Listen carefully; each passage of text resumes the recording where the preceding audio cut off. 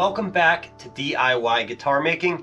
This Q&A video that I'm doing right now is actually going to be the last Q&A video that you're going to see until basically December. I might get a video out sometime around the end of November. I might start to trickle the videos back in, but basically you're not going to see me until December. And the reason for that is simply because in the spring and in the fall, I teach my hands-on guitar build workshops. And so there's a spring session, like a cluster of classes, and then in the fall, there's a fall session, another cluster of classes. And during both of those times, I commit myself fully to teaching and nothing else. Because really, honestly, it's a pretty intensive course. It's 9 consecutive days, and the days are long. So it really takes everything I got to teach those courses.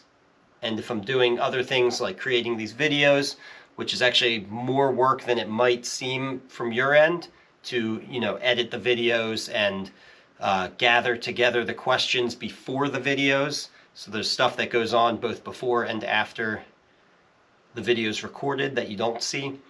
All of that takes a lot out of me too. So it's just the way I roll. I like to just stop the videos cold turkey when class season begins. Anyway, just wanted to let you guys know there's going to be a pause. It's totally normal. I'll be back in December. All right, so with that said, let's do the last Q&A here. I actually didn't go through any questions and pick out the ones that I want to look at, so I'm just going to pull up my YouTube thingy here and pick some questions on the fly as we go.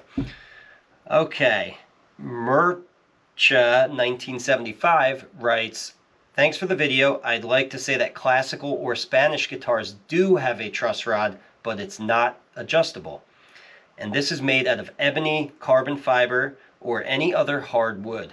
The weight relief is also another reason why Spanish guitars don't have an adjustable truss rod made of metal, following the traditional way."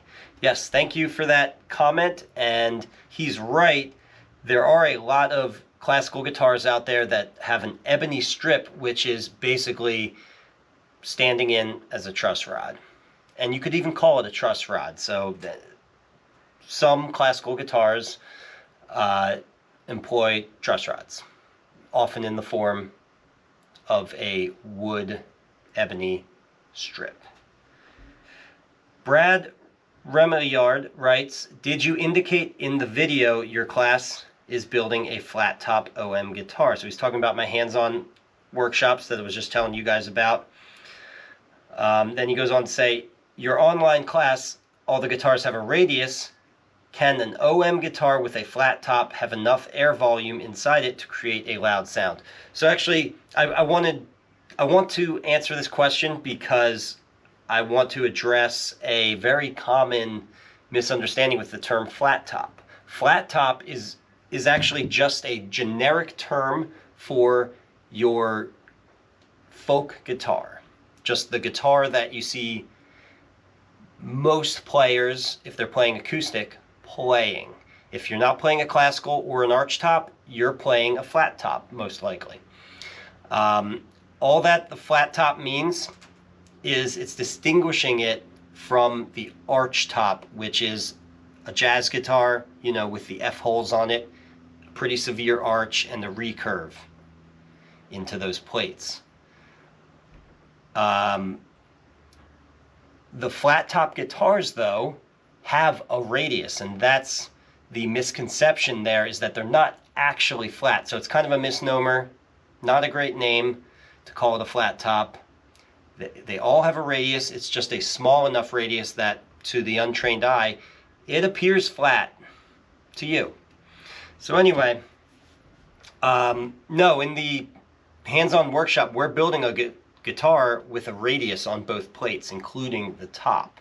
It's still called a flat top acoustic guitar, but the top is not truly flat. And I can hear Mr. Lance, that's my cat for you guys who don't know, crying at the door. I'm going to let him in. Come on, Lance. Welcome to the show, Lance. He's gonna go eat some food. Okay. All right, Mr. Lance, you want to come up here? You want to be on camera? Okay. Okay. Let's see what we got.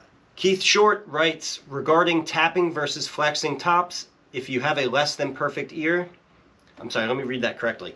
Regarding tapping versus flexing, if you have a less than perfect ear, years ago I toured the Kamaka Ukulele Factory in Honolulu, a great family business that has been building ukuleles for 100 years.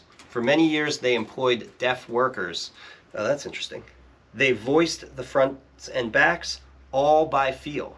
Amazing. Yeah, that is amazing. That's pretty cool. I didn't know that. Thank you, Keith. It's just an interesting piece of history there. He's responding, by the way, to a previous video I did where it was all about tapping. You know, getting that tap tone onto a soundboard or a back. And we kind of had a thread going, conversational thread in my videos about flexing and tapping and kind of the difference between the two and whether you, some people flex and some people tap. Some people do both. Most people do both, I think. Flex and tap. There's no right answer there. Cheapskate writes, I have a cheap classical guitar that has a truss rod, so they do exist. I love that his name is Cheapskate too, so it would be unusual if he didn't have a cheap classical guitar.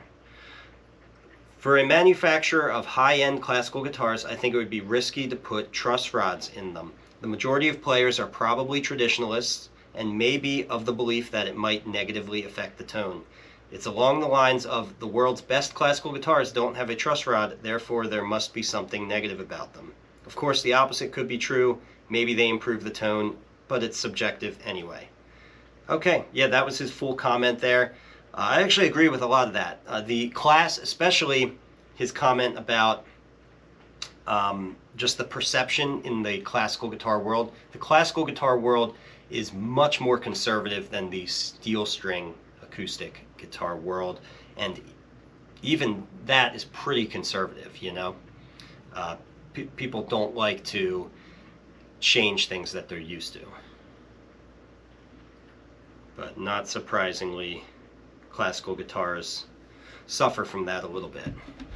Not that it's all a bad thing, it's also a helpful thing to be conservative. Walter Ryder, thank you, Eric. I was wondering, on the classical guitars, an ebony strip is generally used as a support strip in the neck. I was thinking, how about using a steel rod of a 1/4 inch instead? What do you think? I don't build classical guitars, so honestly I'm going to punt on that one. I think you could do it, but I would talk to a classical guitar maker. It's just not my area. Eric, yes, luthiers will possess engineering brains, but tapping to fine-tune the top plate is a perfect example of an engineer understanding the mathematical properties of wood. This separates the dime store engineer from the master artist. I see an artist in you. Wow, thank you.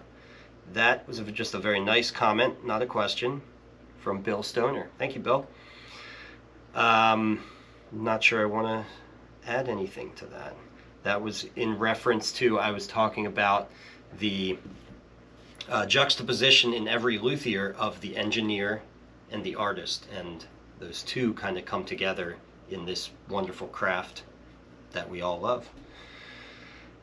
Anatole writes, thank you, Eric. I was building electrics and someone, a luthier friend, had me tap on the acoustic plate. That turned me into an acoustic guitar builder. Oh, that's awesome, man. I am glad to hear that. Yeah, it is just something about the process of tap tuning that is, it's so mystical seeming that it's kind of addictive, and it makes you want to jump ship from electric to acoustic guitars. So that's cool, man. Glad to have you on board with us. Okay. All right, that's pretty good. I don't want to go much further with this. A lot of these are just really nice comments. So, not many questions, actually. Well, that's it. We'll just end with that. I'll see you guys in December. And just so you guys know, there is still one spot left in the November, let me see if I can get this right, the November 11th to 20th class. So in the fall, the classes are starting right now. There is still one spot left in the last class, the 11th through the 20th of November 2022, in case someone's watching this in the future. Anyway, check that out. By the way, guys, I also have a custom build slot still available for the winter. I'm building one custom guitar, an OM for David in California. I'm also building two parlor guitars that I'm working on, and then there's just one spot that's still available for the winter. So if you want a guitar built, you can put the deposit down and take that spot. Check it out on my website under instruments/ordering. That's it, guys. I'll see you in December. If you learned something here, please give this video a like and subscribe so you can be notified when I release a new DIY guitar making video. And if you want to really learn more, take one of my structured online courses at ericschaferguitars.com or register for a hands-on guitar building workshop here with me in Burnville, Pennsylvania.